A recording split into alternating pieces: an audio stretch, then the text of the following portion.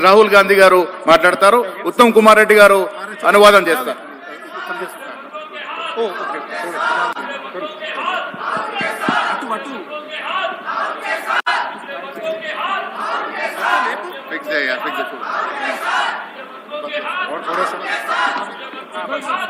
आगे कर लो, आगे कर लो।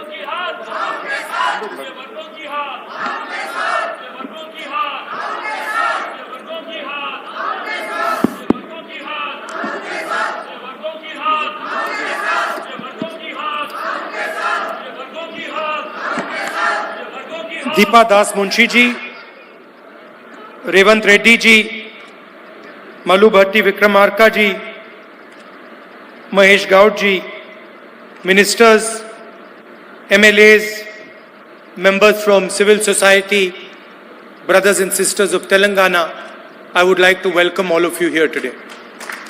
అందరికీ స్వాగతం పలుకుతున్నాను.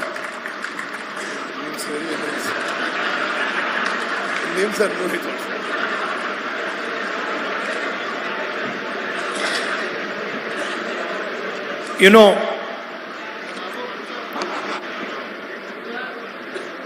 I think it was in 1912 that the biggest ship built till that day set sail between the United Kingdom and the United States. That ship was called Titanic. You must have heard of the name.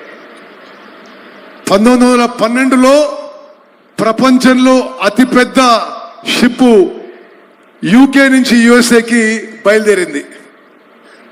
And the designers of the Titanic, they said that the ship is so big, so huge, that it can never be sunk. ఈ Titanic అనే ship ఎంత పెద్దగా ఉందంటే ఆ ship design చేసిన వాళ్ళు ఇది ఎప్పటికీ మునగదని చెప్పారు. And then few weeks later, in the middle of the Arctic Ocean, the Titanic hit an iceberg and the ship sank. కొన్ని వారాల్లోనే ఇంత పెద్ద ship Titanic ship Arctic ocean లో ఒక ఐస్బర్గ్ తో కొలైడ్ అయి మునిగిపోయింది. And the interesting thing was that the person who was supposed to keep an eye out for icebergs didn't see the iceberg.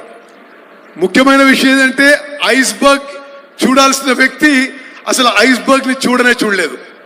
And literally the ship went straight into the iceberg and they only found out that they had hit the iceberg when the ship hit and started to sink. ఆ Titanic ship పోయి నేరుగా iceberg కి collide అయి ship మునిగిపోయింది. And within 20 minutes or so, the Titanic went to the bottom of the ocean. ఆ iceberg తాకిన తర్వాత 20 నిమిషాల్లో ఆ టైటానిక్ షిప్ మునిగిపోయింది. Now, the reason that nobody saw the iceberg was because 90% of the iceberg sits underneath the surface of the sea.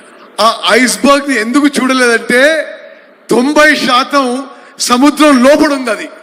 So the person looking from the ship saw a small little iceberg. He didn't realize that he was only seeing a small portion of the iceberg. The big main iceberg was under the sea. ఎవరైతే ఈ iceberg చూడాలో ఆ నీళ్ల పైన ఉన్న చిన్న భాగం చూశాడు, నీళ్ల కింద ఉన్న ఆ పెద్ద భాగాన్ని చూడలేకపోయారు. And when that big iceberg hit the ship was just devastated, sank. ఆ షిప్ ఐస్బర్గ్ ని తాకగానే కొలిజన్ అయిపోయి అది పూర్తిగా మునిగిపోయింది. Now you must be thinking, why is Rahul Gandhi suddenly talking about the Titanic and the iceberg in a caste census meeting? మీరు ఆలోచన చేస్తూ కులగణన సమావేశంలో రాహుల్ గాంధీ ఎందుకు టైటానిక్ ఐస్బర్గ్ గురించి మాట్లాడుతున్నాడని? Because caste in India, caste discrimination in India looks very much like the iceberg. ఎందుకంటే భారతదేశంలో కుల వివక్ష ఆ ఐస్బర్గ్ లానే అవపడుతుంది. Most of it is below the surface. Most of it is hidden. Most of it is secret. కుల వివక్ష ఎక్కువ శాతం మనకు అవపడది, అది లోపల ఉంటుందని చెప్పి నేను మనవి చేస్తున్నాను. It is hidden behind many different instruments. అది రకరకాలుగా ప్రజలకు అవపడకుండా ఉంటుంది. అది inside boardrooms, behind exams, in interviews, in conversations, inside people's minds. It is all hidden. Bulk of it is hidden. ఈ కుల వివక్ష ఎక్కువ శాతం బోర్డ్ రూమ్స్ లో కానీ ఇంటర్వ్యూస్ లో కానీ అన్ని అంశాల్లో ఎవరికి అవపడకుండా ఉంటుంది. అది I have many friends who belong to the upper caste who tell me, I have never felt caste discrimination. నాకున్న చాలా మిత్రులు అగ్రకులాలకు చెందిన వాళ్ళు ఎప్పుడూ మేము కుల వివక్ష చూడలేదని చెప్తుంటారు నాతోని. And I say to them, of course you have never felt caste discrimination. మీరు అగ్రకులాల వాళ్ళు కాబట్టి మీకు అవపడలేదు ఎప్పుడు కూడా అని నాకు అనిపించింది. Because it is not designed for you. And for you, it is like the iceberg. You can't see it. You only see the surface. You don't see the real pain, the real destruction, the real damage that caste discrimination does, not only to Indian people, but to the Indian Constitution and to the Indian nation. ఎందుకంటే ఈ అగ్రకులాల మిత్రులకు చెప్పేవాడిని, iceberg కింద ఎక్కడైతే అవపడలేదో ఆ విధంగా ఉంటుంది, మీకు ఎప్పుడు అవపడలేదు. అది భారత రాజ్యాంగానికి కూడా ఈ కుల వివక్ష ఒక ముప్పు అని చెప్పి నేను భావిస్తున్నాను. The caste census is designed to make transparent the hidden discrimination that is taking place in this country every single day and has been taking place for thousands of years. ఈ కులగణన ద్వారా పారదర్శకంగా ఈ వ్యవస్థని మరి మేలు చేయవచ్చని చెప్పి, ఏదైతే ఈ వ్యవస్థ వల్ల నష్టం జరుగుతుందో అది సరి చేయవచ్చని చెప్పి నేను భావిస్తున్నాను. And it is every single place.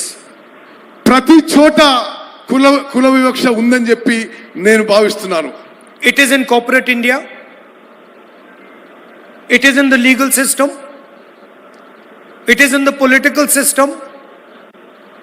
It is every single place.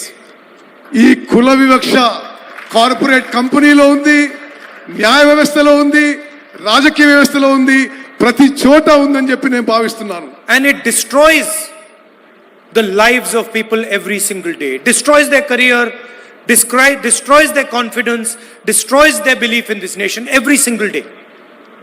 ఇది చాలా మంది జీవితాలను నాశనం చేస్తుంది, వాళ్ళ ఆత్మస్థైర్యాన్ని, వాళ్ళ ఆత్మవిశ్వాసాన్ని కూడా నాశనం చేస్తుందని చెప్పి నేను భావిస్తున్నాను. Now, I am not saying something very controversial.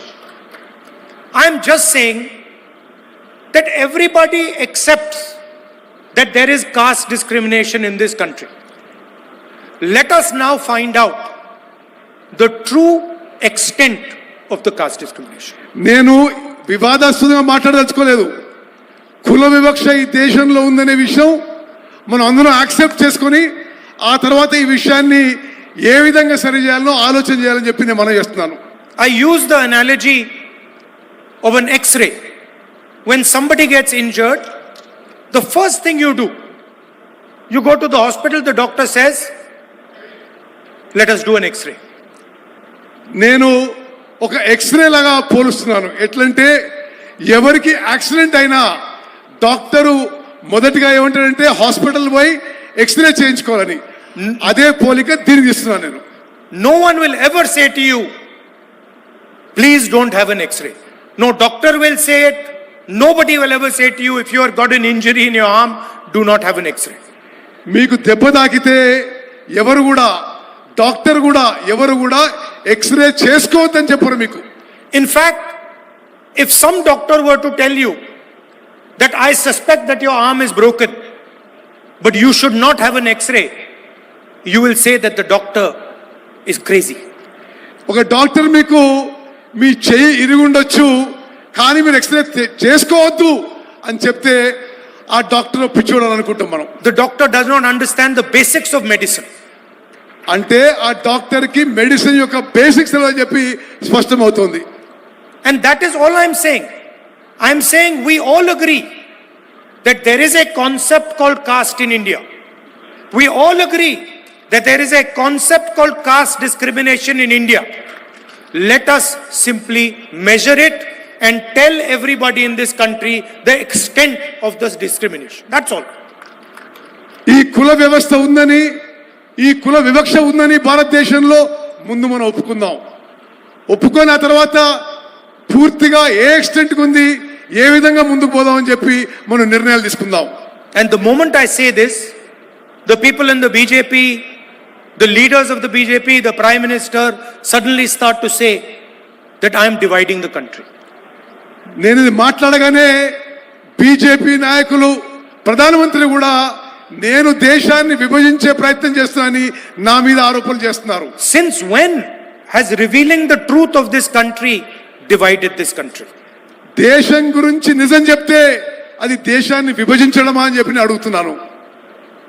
All we are saying is let us explore the truth. నేను అంటున్న ఒకటే, మనం నిజం పరిశీలించాలి, నిజం తెలుసుకోవాలని చెప్పి నేను మనవి చేస్తున్నాను. Foundation of all our religions is truth. Foundation of all our religions is ahimsa. All we are saying is let us explore the truth of discrimination. అన్ని మతాల్లో ఉన్న విషయం మనం నిజంతో పోవాలని, మనం ఈ విషయంలో కుల విషయంలో కూడా నిజం తెలుసుకొని ముందుకు పోవాలని చెప్పి నేను మనవి చేస్తున్నాను. First of all, let us find out how many Dalits, how many OBCs, how many Adivasis, how many minorities, how many general caste, how many women there are in this country. మనము ఈ census ద్వారా ఎంతమంది దళితులు ఉన్నారు, ఎంతమంది ఆదివాసులు ఉన్నారు, ఎంతమంది ఓబీసీలు ఉన్నారు, ఎంతమంది మహిళలు, ఈ వివరాలన్నీ కనుక్కునే అవకాశం ఉంటుంది. After that, let us find out how is wealth distributed in this country. అది చేసిన తర్వాత దేశం యొక్క ధనం ఏ విధంగా ఈ సామాజిక వర్గాల్లో మరి విభజించబడదో అది కూడా కనుక్కుందాం. What share of wealth do Dalits have? What share of wealth do OBCs have? What share of wealth do women have? Let us find this out. దేశం యొక్క ధనం దళితుల దగ్గర ఎంత ఉంది, ఆదివాసుల దగ్గర ఉంది, ఓబీసీల దగ్గర ఎంత ఉంది, అది మనం కనుక్కోవాలి. Let us find out how many poor general caste people there are. ఎంతమంది నిరుపేదలు ఉన్నారో మరి తెలుసుకోవాలి మనం. Let us ask ourselves the question, how many Dalits are there in corporate India? How many OBCs are sitting in the top 500 companies of this country? How many OBCs, Dalits, Adivasis are there in the judicial system? How many Dalits, OBCs, Adivasis are there in our forces? Let us ask these questions. Why are we scared of asking these questions? ఎంతమంది దళితులు, ఆదివాసీలు, ఓబీసీలు corporate కంపెనీల్లో కనుక్కోవాలి, న్యాయ వ్యవస్థలో ఎంతమంది కనుక్కోవాలి, సైనికులు ఎంతమంది ఉన్నారో కనుక్కోవాలి. ఇది అవసరం అని చెప్పి నేను భావిస్తున్నాను. The only people who can resist asking this question are the people who are hiding the truth, who do not want the people of India to know the truth about discrimination in this country. దీనికి వ్యతిరేకంగా ఉన్నవాళ్ళు కేవలం నిజం బయటికి రావద్దు అనే వాళ్ళే దీనికి వ్యతిరేకం అని చెప్పి నేను మనవి చేస్తున్నాను. Those would be the people who benefit from the discrimination. వీళ్ళు ఈ కుల వివక్ష వల్ల లబ్ధి పొందే వాళ్ళే ఈ నిజం బయటికి రావడానికి ఇష్టపడటం లేదు. I'm still wondering why the Prime Minister has not publicly said that he wants to challenge the idea of discrimination in Indian society. నేను ఆశ్చర్యపోతున్నా, ప్రధానమంత్రి గారు ఇప్పటి వరకు కుల వివక్ష విషయాన్ని ఈ దేశంలో ఛాలెంజ్ చేయడానికి ముందుకు వస్తున్నానని ఒక్కసారి కూడా మాట్లాడలేదు. Why hasn't he said he wants to know how many Dalits there are in India's boardrooms? మరి ఇండియా కార్పొరేట్ కంపెనీల్లో ఎంతమంది దళితులున్నారో మరి నరేంద్ర మోదీ గారికి తెలియవద్దని ఎందుకున్నది? How many OBCs are in our judicial system? ఎంతమంది ఓబీసీలు మన న్యాయ వ్యవస్థలో ఉన్నారని మరి నరేంద్ర మోదీ గారికి తెలియాల్సిన అవసరం ఉంది. How many Adivasis are anchors in our media system? ఎంతమంది ఆదివాసీలు మన మీడియాలో యాంకర్ల పాత్ర పోషిస్తున్నారు కూడా తెలియాల్సిన అవసరం ఉంది. Why is he scared of asking these questions? ప్రధానమంత్రి గారు ఈ ప్రశ్నలు అడగడానికి ఎందుకు భయపడుతున్నాడు? I committed on behalf of the Congress party in Parliament House that we will carry out a national caste census. నేను కాంగ్రెస్ పార్టీ తరఫున పార్లమెంట్ లో స్పష్టంగా చెప్పిన మేము జాతీయ స్థాయిలో క్యాస్ట్ సెన్సస్ చేస్తామని హామీ ఇవ్వడం జరిగింది. And we will demolish the artificial barrier of 50% reservations that has been placed in front of this country. ఇప్పటి వరకు ఏది ఉందో 50% వరకు రిజర్వేషన్స్ అది మేము ఎత్తేస్తామని చెప్పి నేను మనవి చేస్తున్నాను.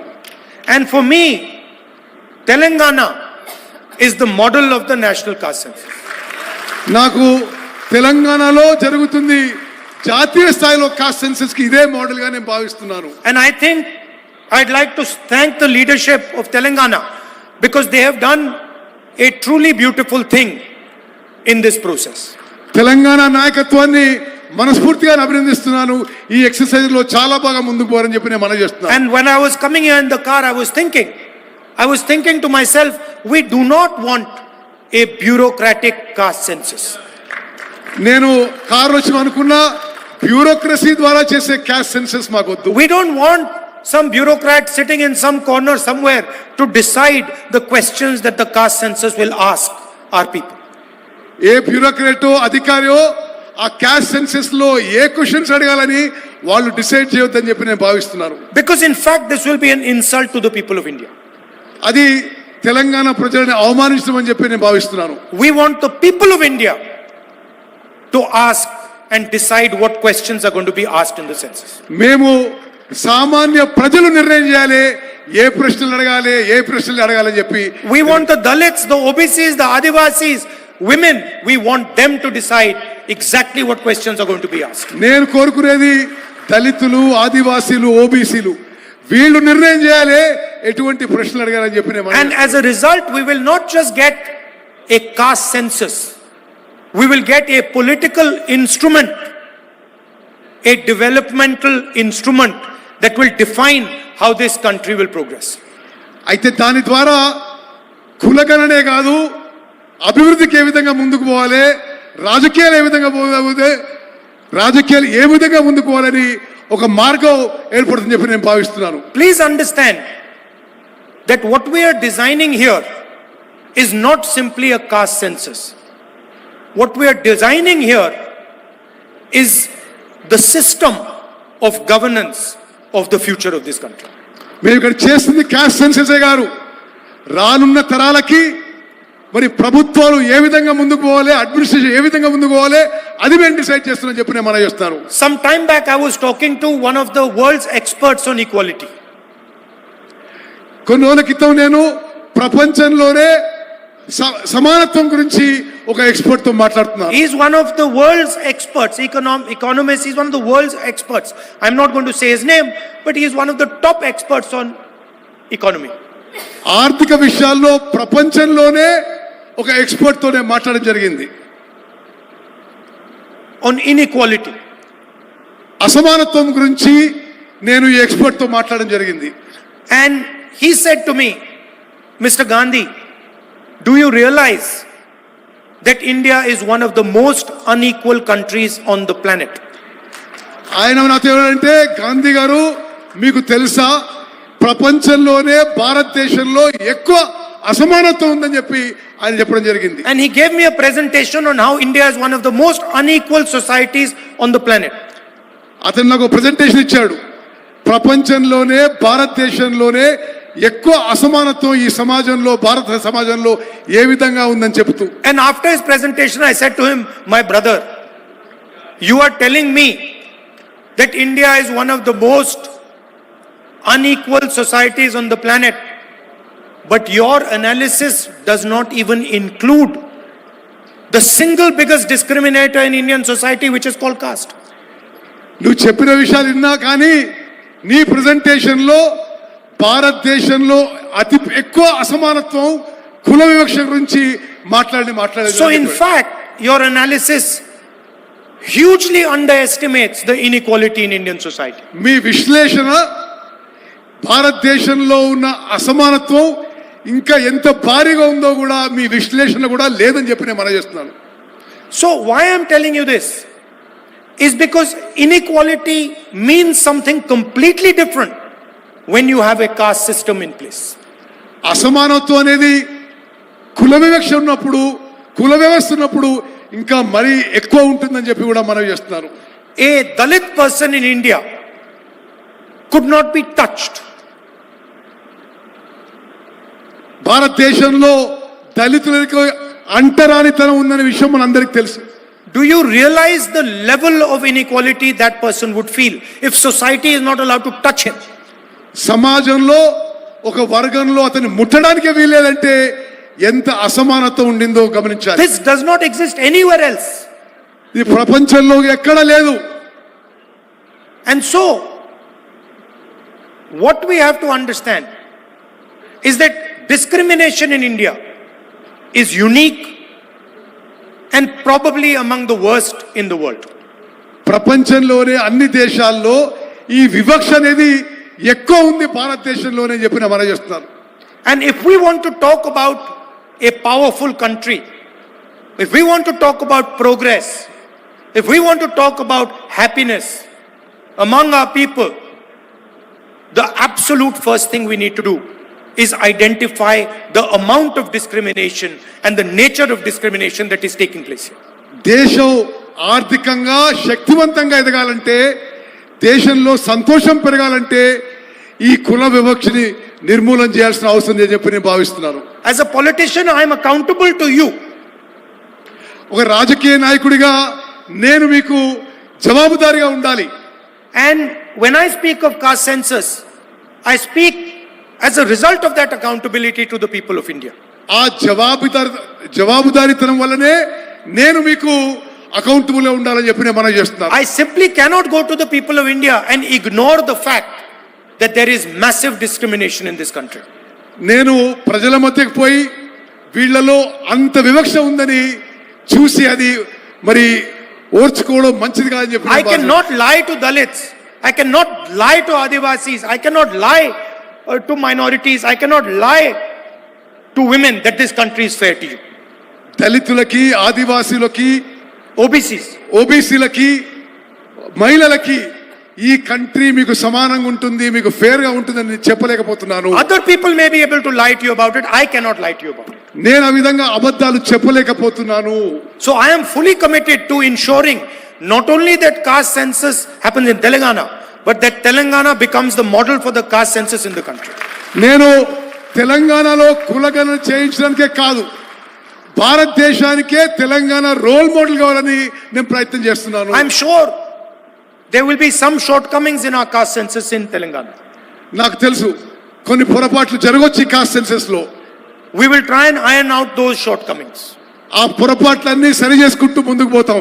And I would like this to be a conversation between civil society, the people of Telangana and the government of Telangana.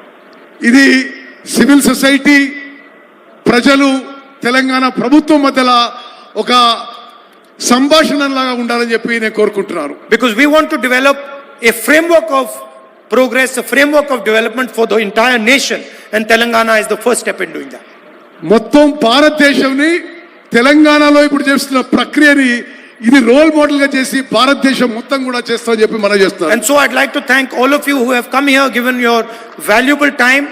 I'd like to thank senior leaders of the Congress Party, Chief Minister, others, Deputy Chief Minister, PCC President. I'd like to thank all of you for your time, and I'm very, very proud that Telangana, the government of Telangana, is taking this step. మీ అందరికీ మీ అమూల్యమైన సమయం కేటాయించినందుకు ధన్యవాదాలు తెలియజేస్తూ ముఖ్యమంత్రి గారికి, ఉప ముఖ్యమంత్రి గారికి, పిసిసి ప్రెసిడెంట్ గారికి నా ధన్యవాదాలు తెలియజేస్తాను. And to Uttam Reddy ji for an excellent translation. Thank you. Thank you.